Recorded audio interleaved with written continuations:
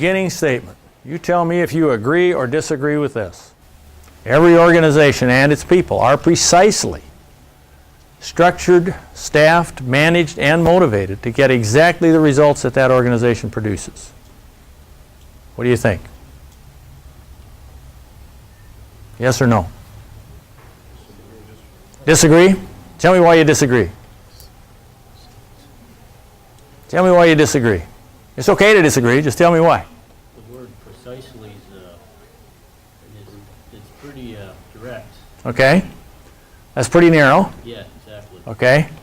Now what that statement says is stick your organization in there instead of just every organization. Just stick your dealership.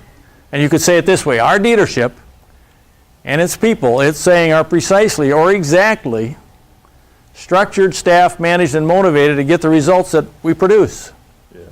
That's true. Yeah. It is true. What is this saying? It is saying that the way we structure and staff and manage and motivate our people is exactly why we get the results we get. Okay? So at first blush, that statement doesn't look like it's true because you say, oh no, not every organization is exactly, precisely staffed and structured and so on the way it should be. But it doesn't say the way it should be, does it? No. It just says what you are is what you get. That's all it says. Okay? So the reason that statement in here, of course, is that leads us to the whole subject of our next couple days is, okay, what is this all about? Structured, staffed, etc., etc. All right? Structuring and staffing, that covers the subjects of planning, recruiting, hiring, and firing. Okay, a bunch of you, when I asked for your current people issues, mentioned things that would fall in these categories, right? Planning, recruiting, hiring, firing. Okay? And then when we get to managed and motivated, that includes things like employee goals and objectives, compensation, employee development, and retention. Some more subjects that came up in here, right? Okay? So basically we're looking at just a flat statement here that says what you have is what you get, and if we're going to try to get something better, then we've got to look at these areas, the structuring, the staffing, the managing, and the motivating, and that's what we're here for. All right? Fair enough? All right. Here's an outline of what we're going to cover. We're going to talk about organizational culture, a subject you probably don't think about very often. We'll introduce you to that. Culture, managers, employees, and change. Anytime you talk about improving results in an organization, you're talking about change. So we got to get in that whole subject of human resistance to change. How many of you like change? How many of you like change? Yeah? A couple of us? All right. Change for the better? Yeah. Just a couple fundamental issues around change, okay? Number one, natural human resistance to change. We all experience that, right? Right? You'll find out when you come back tomorrow morning and I have your name tags in a different spot. Okay? I will. I'll move you. Okay? That's always fun. Because if I don't announce it beforehand, you know what happens? You get people that actually come back and say things like, he's in my spot. Maybe he's in your spot. That spot is just where I happened to put your name tag at random yesterday. It's not your spot. Okay? Anybody go to church to have somebody sit in your pew? Yeah? What are they doing there? I always sit there. Okay? We don't like change. We don't like change. All right? In certain regards, that's healthy. Habits can be healthy, right? If you didn't have any ruts that you get in, think what life would be like if you had no habits, no ruts. I have no ruts. I'm completely open to change. You get up every morning, you have to say, okay, I'm going to brush my teeth. Well, how am I going to do it today? I have to stop and figure out a new way to do it.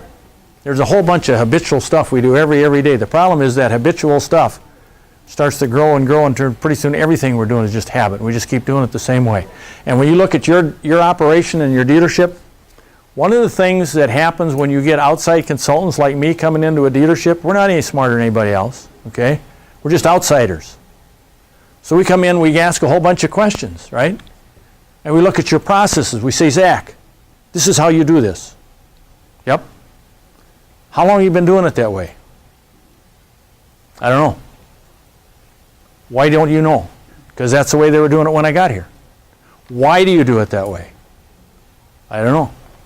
Okay? There are a lot of things we do day to day that the real reason we do it that way is what? That's the way it's been. That's the way it's been. And that's okay if you are in an industry that doesn't change. Has our business changed? Oh man, has it? It's going to change some more? Yeah. So we're either going to change or we're going to fall behind. That's the only two options we have. So we've got to talk about change. We'll talk about staffing and planning, recruiting and hiring, the multi-generation workplace, performance management, how you get the optimum out of employees, employee development, and then a little bit on the reading and homework at the end. Does that sound like a topical list that's going to hit some of your needs? Say yes, because if not, we got a big problem. All right, thank you. This is the content for the next couple of days, folks. What's organizational culture and why should I care? How many of you ever even heard the term before, organizational culture? You know you're working in the middle of one every day, all right? You just don't talk about it, so we're going to talk about it. What's the difference between a manager and a leader? Your title says manager, right? How many of you have a title that says leader? Nobody. But you want to be a leader, not just a manager. How can I make sure the department has the right positions, the right number of positions? Staffing, proper staffing, we'll talk about that. How do I develop good job descriptions? How many of you have written job descriptions for the people that work for you? About half of you, okay, a little less than half of you. Okay, we're going to talk about that a bit. How do I justify adding or reducing staff? Okay. How many of you have the authority to just add a staff or reduce a staff without going above your head? Okay, two of you, and the rest of you don't. Okay, so how do I justify this? If you have that authority, how do I justify it in my own mind? So I'm sure I'm right. And if you don't have the authority, how do I justify it to the boss so that they say, yep, you can add somebody? Okay. How can I find good job candidates? Oh boy, we had that mentioned a few times, didn't we? What's a good process to follow when someone applies for a job? How can I make sure I get the right person? Right? Go to all this trouble to hire somebody, and then about a month later we finally figure out what? Bad choice. Don't want to be there. How can I increase the likelihood of success for a new employee? Okay? Employee motivation. What are some ways to increase or improve employee motivation? Should I manage older employees different from the younger ones, and if so, how? The answer is yes, but how? Okay? What kind of goals should be set for my employees, and how do we set them? What kind of rewards or pay plans? We're going to talk about this fairly extensively, rewards and pay plans that are most effective.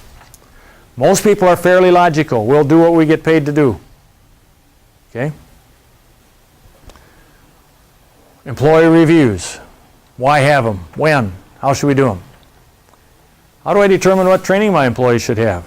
Most dealerships right now are fairly willing to send people to training because times are good, right? Unless you live in Texas or something, overall, most of the ag economy has been really, really good for a few years. So we got a little money, so yeah, we'll send you to training, okay?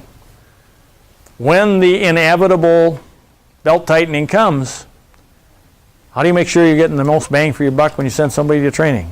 Okay? Manufacturers put pressure on dealers to send people to training, so we just fill the seats, right? Well, somebody's got to go to that, you can go, okay?